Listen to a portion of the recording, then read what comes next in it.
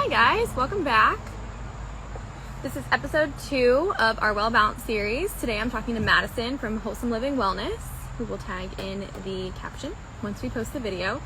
But she is a nutritional therapy practitioner currently in school, which is the program that I'm actually doing. So we're going to discuss that a little bit, and then we're also going to talk about digestion and some other things towards the end, because that's a topic she's very passionate about and we all need to learn about. So I'm going to add her in here, and let's see if I can invite her in. Try this again. Had a little miscommunication. Let's see. There we go. There we go. Hello. I'm so sorry I missed it at first. Oh, you're totally fine. I was talking to myself, and then I deleted the video, so it's all good. Love it. I was like, I think she might have forgotten, and then I couldn't text you because if I get out, I can't get back in again. Yep. So, Well, made all it. good. No worries. Have you ever done a live before? No, this is it. This is the first one. Pretty exciting. Yeah, it's just like a conversation that'll be posted, but good chance to kind of connect. So, Yeah. but I was kind of giving an intro. So for those that will watch this episode, this is just going to be, these conversations are just I just want to provide a space for women to be able to kind of connect and, listen to other people's perspectives on how to live a well-balanced lifestyle. And of course, talk to specific professionals about, if they have really passionate topics and things that we can all learn from, because there's so much stuff. Yeah. So I was giving a little bit of a bio, but I would love to hear more about, kind of what got you into where you are now. You're obviously doing the program for the nutritional therapy practitioner role, which is super exciting. So, if it was like a personal decision that you've been through, or, what kind of got you into health and wellness, where are you located and that kind of stuff. Yeah. Can you hear me okay? Yep. Can you hear me? Perfect. Yes, it's great. Okay, so it's been kind of a journey. I am from Iowa, from the Midwest, and I went to school for finance. So I was in the business realm, very much was going on that path. And even out of college, graduated with that degree and went the finance route. So for about 3 years or so, I've been in the business world. And I've just along the way for about 5 or 6 years, I've had my own health struggles. So just been fatigue, bloating, a lot of the things that we all just have very much so normalized, Yes. A lot of that I've had. So I've gone through all of the tests, and at first, I didn't know any better. I lived a very standard American life. So I just started doing all of the tests Western medicine would provide, We went and targeted every different area. And it just, as most people know, it can just be so frustrating when you don't feel great, but you keep getting the everything looks okay, I'm sorry answer. So then I started getting more in the holistic functional route. My sister, Jessica, who she's at More Than Food Nutrition, and she has been a nutritionist too since for the past probably 6 or 7 years now. So she kind of started me on this journey. And so then I did a 180 shift with my diet, started eating really well, taking the supplements and doing different holistic routes of trying to heal. And so along that, I just got so passionate about it. I think it's so cool that we have so much control, and it's like a rabbit hole, once you start trying to eat well, then you're like, oh, what about my beauty products and cleaning products and movement? It's such a cool lifestyle. And so for the longest time, I thought that was just going to be something I liked for myself to learn, but then I would have conversations with people, and I just love it. I love educating people about it. I think it's something that's so under talked about, and there's just a lack of awareness. So that's not confident in, okay, I like it for myself and to teach and help others. So that's when I made the decision to transition out of the business world and go this nutrition route. So I came across the NTA, the program that we're doing, and I started that back in May. And so I'm still working my current job and then transitioning into this other space. So hopefully before the end of the year, we can be full-time nutrition. Yeah. When do you graduate? February? March. Okay. Yeah. So, Um, yeah, that's so exciting. And so I love that you kind of, it's again, like the way that the culture is now, normalizing every little thing. Everyone's just like, oh, yeah, it's normal, or you look fine, everything's good. But it's like, is it really? And how do you feel, right? Because if you're right. still feeling bad and you're not getting those answers, then what's the point? Um, Mhm. so if you were to say when you start your own, hopefully like practice and all that kind of stuff, and where are you now? You didn't say that. You're not. Carolina. Yep, Charlotte. Okay. Hmm. Um, so would opening a little practice of yours be kind of a goal? Like, what would you want to help women with specifically? Yeah, I would love to have a practice, and I'm still trying to figure out the specific avenue. I think being in person is great. I think there's so much you can do when you're just like with somebody, but Mm-hmm. also the people I'm working with right now, it's all virtual. And I think to be able to reach so many people would be awesome. So hopefully a blend of both. But yes, I would love to do mostly with one-on-one clients.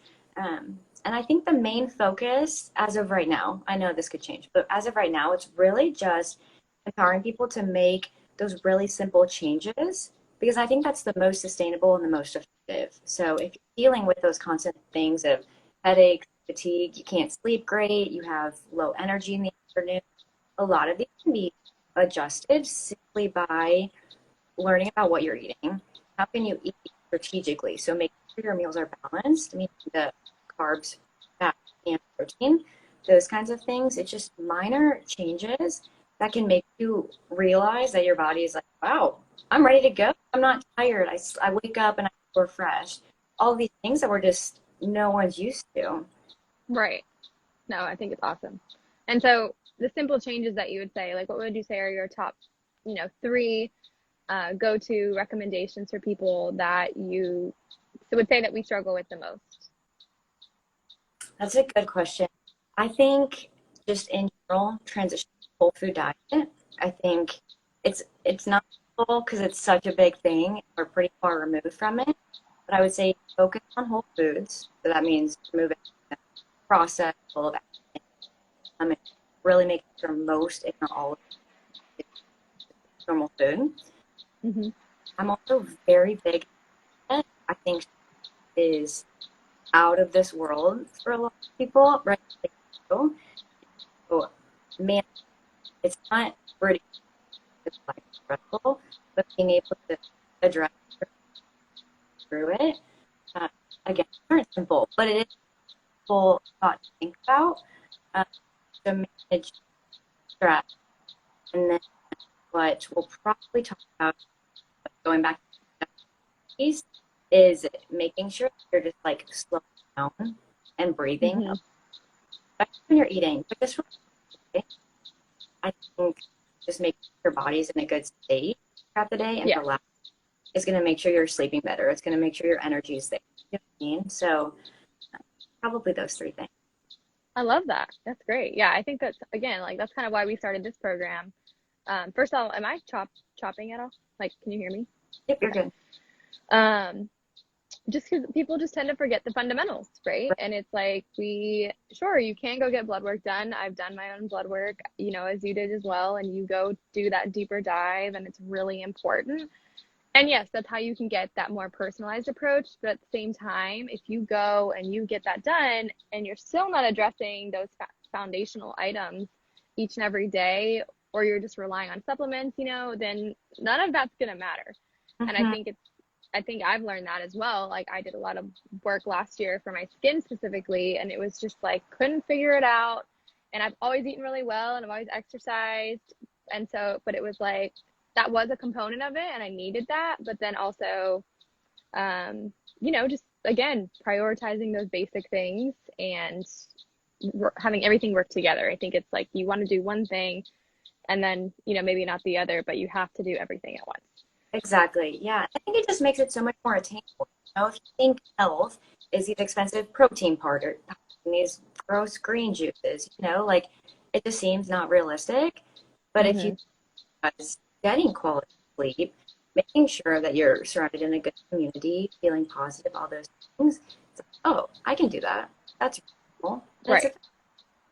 Yeah. And I think knowledge is power, right? Like you were saying, we don't have the information that we should have had growing up. And I don't think, and even it's just like, oh, like I did that story the other day about how much sugar we consume, and people were like freaking out. And It's it's gross. like, we just don't know. People were like 10, 50, and it was like triple that. Mhm. Um, but it's again thinking like, okay, we don't actually know how to read labels. We don't know, what we're putting in our body. We don't know which foods to look out for without it feeling like there's a way to do that healthily, I think. And like, diet culture is a whole another thing. And to an extent, you can take that too far. I do believe that, but it's in the whole of it, you do need to prioritize what you're putting in your body and the quality of what you're putting in your body, right? Like you can't just be on like this whole I'm gonna do whatever I want whenever I want, and that's like food freedom in that sense. It's like still not the that's not the goal, right? You still have to be able to kind of have a foundation of education of some sort. Right. Yeah. For current health and long-term health. Yes. Absolutely. And I think it's crazy how even just like with women's health in general, even just learning more about like their menstrual cycle and like things like that. It's like I Yeah. didn't know any of that, and it's like Yeah. what is happening? And it's just you feel kind of I don't know. I just feel kind of like frustrated that it's like it was that way, and we are now having to teach ourselves all of this stuff. Yeah. Just like understanding your body is so foreign. But it's like, wait, this is so cool. And it's Yeah. so it's just fun to have those conversations with people. Yes, I agree. So, what would you say are the biggest things that people struggle with, like on a day-to-day basis, with some of the clients you've worked with, or just people that you have seen, or diet myths, I guess, that you definitely want to break? Yeah. I think whenever I like am on Instagram and asking people like to fill out the box of like what's your biggest challenge, what's most intimidating, it's almost always overwhelmingly the time commitment and the expenses. Mm. Both valid because it certainly takes time and there are a lot of healthy foods out there that are more expensive. So that makes a lot of sense. And so I do have a couple posts on it. So I did try to outline and break it down a little bit because neither of which should prevent somebody from living a healthy life if they want to. Right. There's to do it in a cheaper way. I think vegetables in general, and like your produce, is not cheaper. So yes, there are the protein powders, the bars, the organic grass-fed meat. Those are going to be a little bit more expensive, but a bulk of your plate is going to be that produce anyway. And Right. so it's going to be a little bit cheaper. Um, and then the Dirty Dozen and the Clean 15, that's what I rely on for whether I should buy organic or not, because organic can be expensive too. So those are a couple tricks.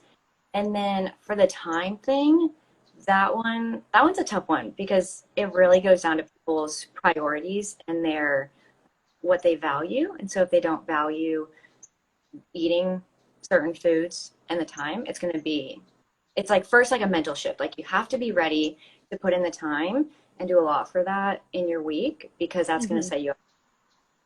So first it's getting your mindset in the right spot. And then I'm a big meal prepper. So I spend probably an hour and a half on Sunday and I prep all of my food for the week. My sister, like, she couldn't do that. She wants like fresh food in the afternoons, like all of that. Um, so it really just depends on what you're okay with.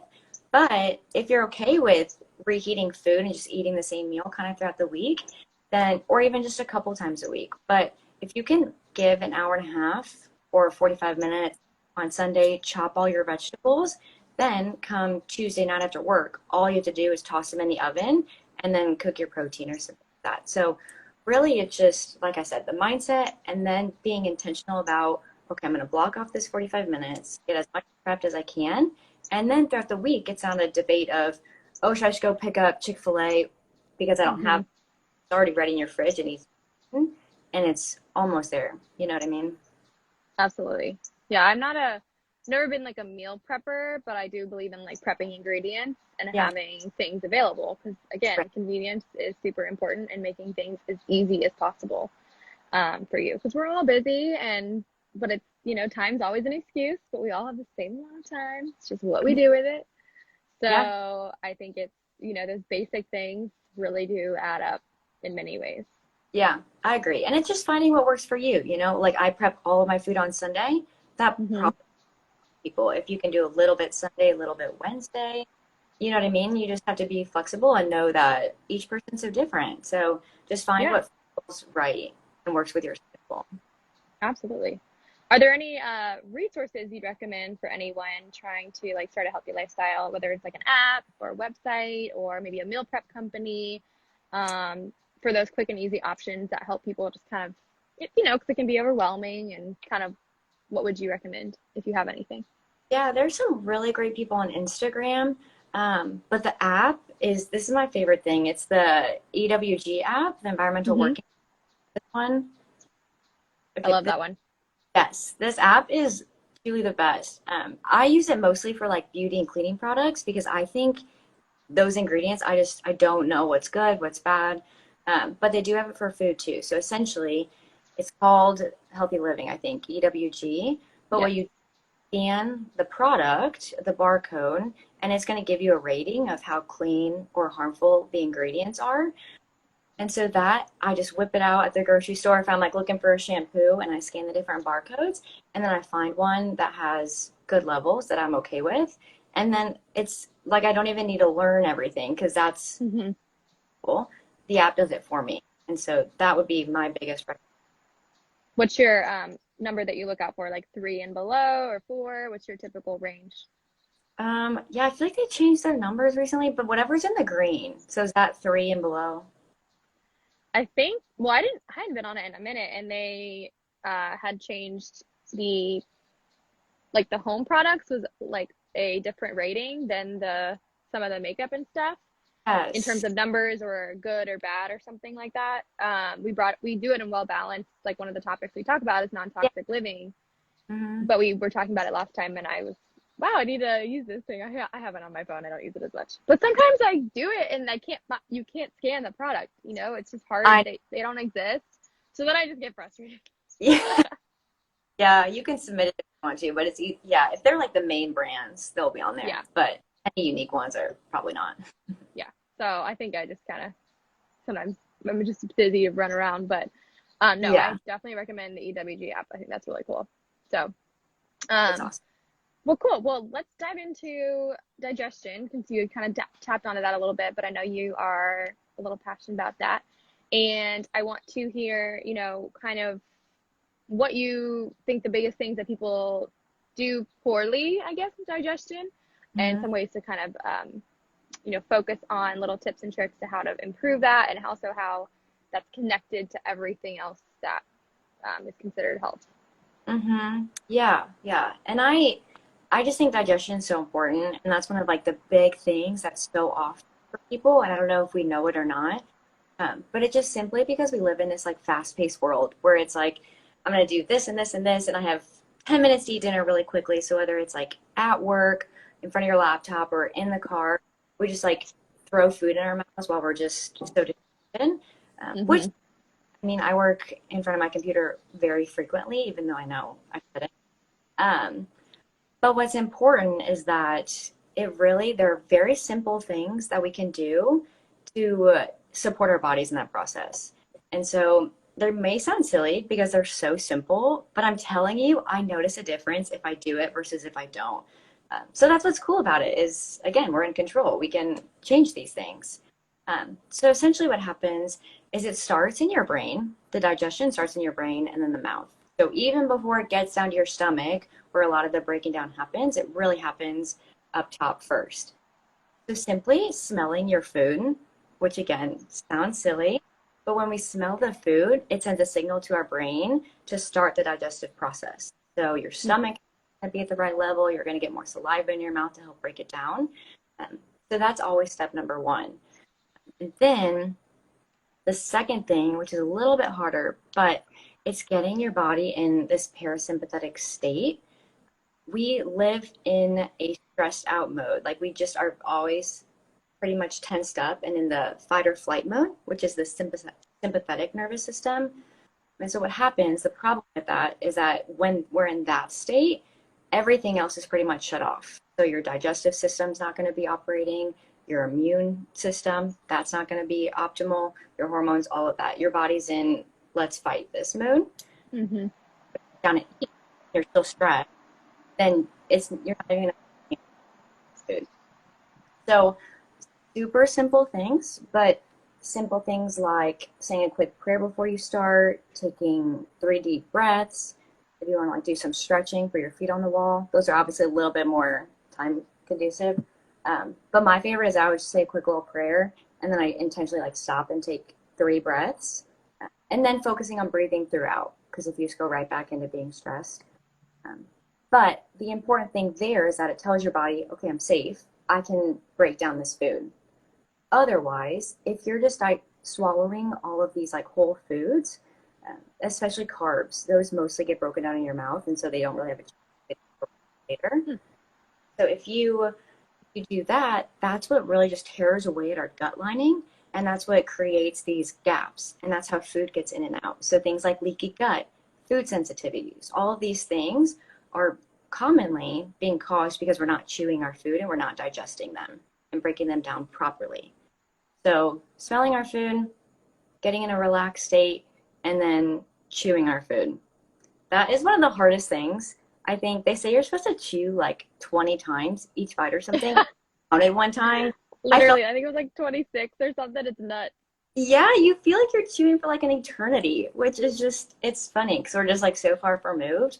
But even just being conscious, so maybe you don't have to do all of that, but just chewing more than you think, like more than what feels right. And between those 3 things, you really should be setting yourself up for proper digestion. And so you won't have as much bloat in the short term, but then long term, you're going to be really keeping that gut lining very sealed, which ultimately is what we want for good gut health. And to Yeah, kind absolutely. Um, no, I think that's such a, I even eat very quickly. My husband Daniel eats very quickly. So yeah, it's just constantly reminding yourself. And I think you had shared something about that, about taking deep breaths and something the other week. And I was like, I'm going to do that.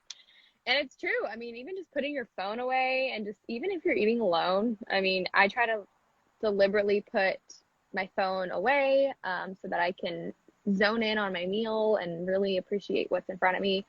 I've always grown up with, you say grace before you eat. So it's kind of one of those things that I love incorporating, but it's just present, I think one of the things is like smoothies, right? Like we think like, oh, we'll just chug a smoothie back, but smoothies are still food, right? And we don't even think to chew them and to enjoy them.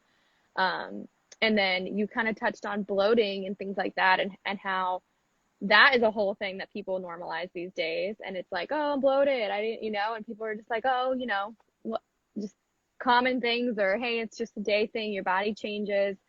Um, so it's just all connected and it's so crazy. But yeah. on that bloating note, do you feel like you have seen a lot of that? And I mean, I've seen it everywhere and it's so crazy how normalized that is. Oh my gosh. Yes. That is something I would love to just shout from the mountaintops. Like, not after a meal, not on your period. Like, bloating is a sign of distress in the gut. And so, if at any point you're bloated, obviously it happens. Like, if you eat too fast, it's going to happen and your body's going to be okay. But I just want people to know that no, that's normal. Don't feel good either. So, if we can just know certain things that would cause it, hopefully we can do some things to just prevent it a little bit more. Yeah, no, I love that. And again, baby steps, little things. I think it's just being connected to what you're eating, right? And I mean, we were talking about that and where I'm at in the program, and it's like just sitting down and connecting and just really letting your body enjoy what's in front of it. Because I think even so, we just get into this mindset of go, go, go. We don't want to take a break at all. And it's, even working moms and you're running around like crazy and just taking time for yourself. It might be just eating a meal, and really enjoying that meal, Mm-hmm. but just remembering to prioritize that is really cool. Just breathing through your meal. Like it sounds so weird, but that's one of the biggest things that's helped me. Is it just even if something else is going on? If you breathe, it's like okay, I'm still digesting. You know, like it's actually working a lot better. Yeah, for sure. Well, that's really awesome. Well, I think that is definitely something that we don't talk about enough. and we need to. But I wanted to kind of finish with, you would kind of mention, we kind of mentioned some wellness things, but what would you say besides, we kind of talked on bloating too, but maybe another big fitness or wellness myth that you hear, see all the time that you want to kind of bust, that we haven't talked about, if there's anything else that maybe, you know, people come to and would be able to come to somebody like you to help with. Mm-hmm. Well, that's a good question. I think there's so many myths. Uh, we kind of done this already a little bit, but really it's just, I think there is this myth that like being healthy is so different from what it is in reality. You know, so I really just want people to know that it's just eating real food and being in a community, moving your body to be an hour cardio workout 5 days a week to be fit. Like you can Mm-hmm. be doing 2 or 3 days, you know, like really just changing the narrative of what you think health is, because it's not the stereotypical like, bodybuilders and fitness influencers. It's really finding yourself, getting these fundamentals down, like we talked about, moving, eating good foods that are nourishing, and that alone, I think is going to make people's lives just like change. You're going to be much better, just in a simpler way. Yeah. Yeah. And I mean, I come from the fitness background, and it's crazy how many people still prioritize, you know, 5+ days of workouts and intense stuff. And it's just, I know from personal experience that it ruined my body. It ruined it. It was not fun. And it's hard to bounce back, but you know, you have to make that choice to recognize that it's just adding more stress. It's making things more, it seems like an outlet at the time, but Yeah, then when you really put it in perspective, or go and get some serious blood work done, or, and you see your things are all over the place, clearly it wasn't the best decision. So I think it's just, and again, being skinny doesn't mean being healthy, right? Like it's just, right. we are so, and normalizing more of the weight that you are at versus what you were before, and trying to get back there because your body changes, and kind of riding that wave, I think is really important. Yes. Yeah, I agree. Um, It is. so we'll finish up with just like sharing a little bit about where they can find you, you know, any resources that you offer, or how you work with women, and how they can come find you on social media and that kind of thing. Yes. So I'm at Wholesome Living Wellness. That's my Instagram. And I'm not working with anybody right now. So I do finish my program in March. And so I will keep everybody posted. But I'm hoping in the spring of next year, start taking on full clients. And then at that point, it'll be a website, all of that. It'll be really clear. But Wholesome Living Wellness. Perfect. Yeah, and we'll tag you in the bio in this thing as well. Perfect. And we'll stay connected. But it was a joy talking to you, Yes, you and too. I'm glad we see eye to eye on this whole wellness journey. So Yeah. I appreciate your time, and I hope you have a great day. Yes, thank you. So fun chatting. Yes, thanks, Madison. Nice to meet you finally. You too. Bye. Bye.